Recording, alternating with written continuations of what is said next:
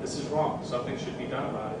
And, you know, more importantly as Muslims, if you are Muslim, you have an obligation, a duty to speak out against injustice. You have a duty and obligation to try to do right, benefit mankind as much as you can. I think one of the most interesting things about my distinguished colleagues, way more distinguished than I, is that we all have in common some sort of public interest threat, whether it's the DA's office or the Brennan Center, which I think is worth its weight in gold, or scholarship on torture, talking about some very important issues.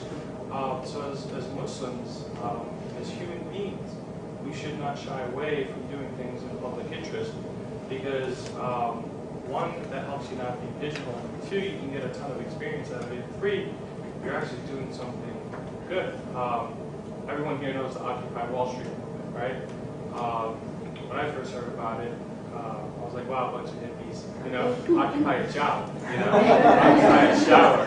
I wasn't too sympathetic. Now, it's not saying I lean one way or the other politically, but a friend of mine had called me up and said, hey, did you see the video where the police officer, the inspector, the guy on the street, walked up and maced those girls? And I said, nah, I didn't really see it, but, you know, they probably deserved it.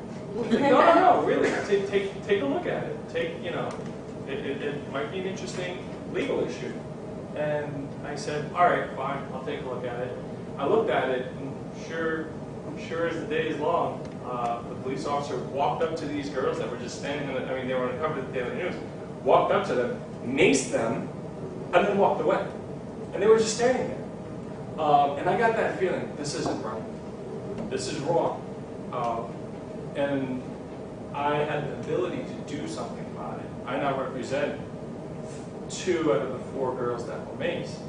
And the way I look at it, we sued the NYPD, we sued the city, and you know, it might sound like I work at the Brennan Center right now, but you know, the NYPD just has this inability to deal with mass protests, and inability to train their police officers to deal with people legally exercising their constitutional rights. There was this nice blurb written about it, and they gave this really stock statement, and when I read it, it sounded so corny but so true.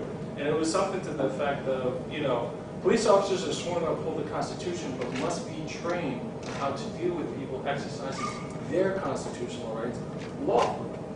So I took on that case, and part of the case is, you know, obviously we want my clients to be compensated, but, you know, as part of the case, as part of the complaint, as part of the lawsuit, you know, I made sure to discuss this inability to train, this refusal to train. Whether it's the critical mass people on bikes that are riding up and down for one reason or another, whether you're Republican or Democrat or Occupy Wall Street or whatever.